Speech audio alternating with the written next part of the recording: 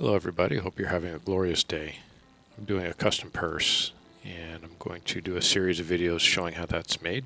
The first part will be simply transferring the pattern onto the leather. Hope you enjoyed this video.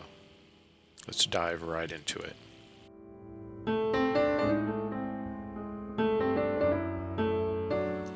This is what the finished piece will look like.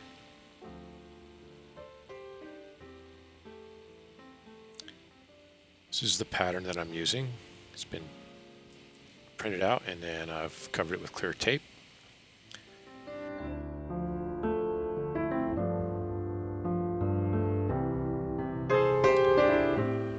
Getting it a little more damp with casing solution.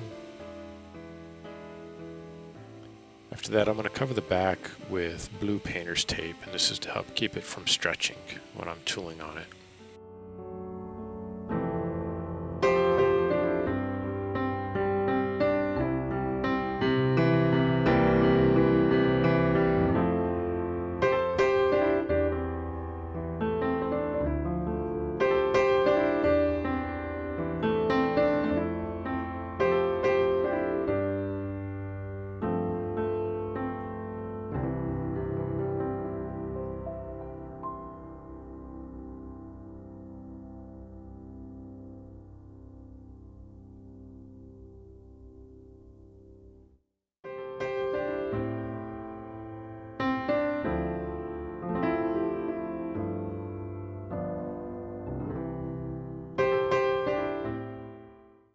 I'm going to set this pattern on the leather and I'm going to tape it down.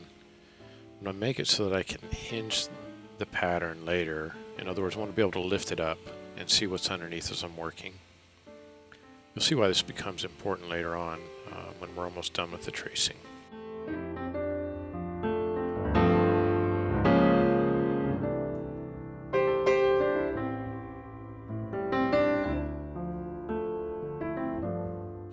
The ruler I'm going to use has a cork back on it. I use this whenever I'm trying to make straight lines on the leather. I don't want to transfer any marks on the leather. It's very soft once you've cased it. So having something like a cork back keeps it from slipping, and it also keeps you from marking up the leather.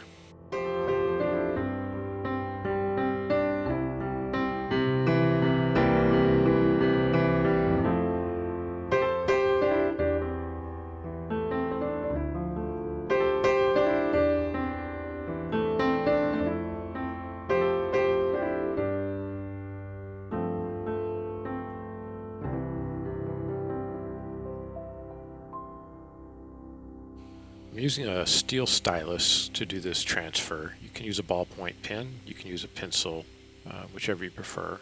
Some people will even use a needle stuck in a piece of cork.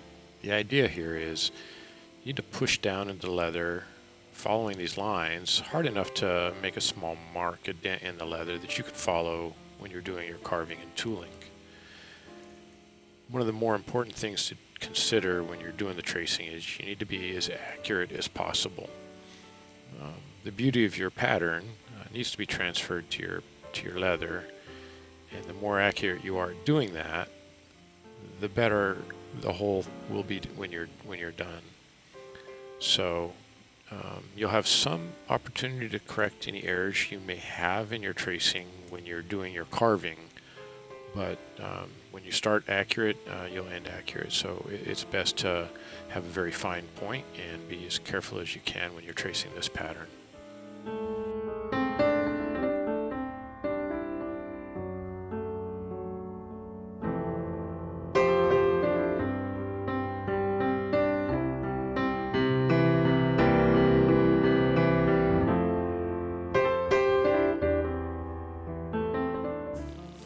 At this point, you'll see I'm pretty much done with my tracing. I need to check and make sure I've transferred all the lines onto the leather. So I lift the piece up, and this is where I'm talking about it needs to be able to be hinged.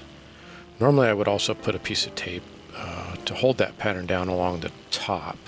That would give me 2 points. That way I don't place the pattern back down onto the leather incorrectly. That's why I'm holding it with one finger firmly, and just lift it up, look underneath, and inevitably I'll find,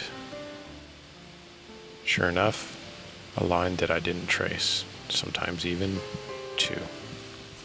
Just do this over and over until you're happy you've transferred all the lines onto your pattern.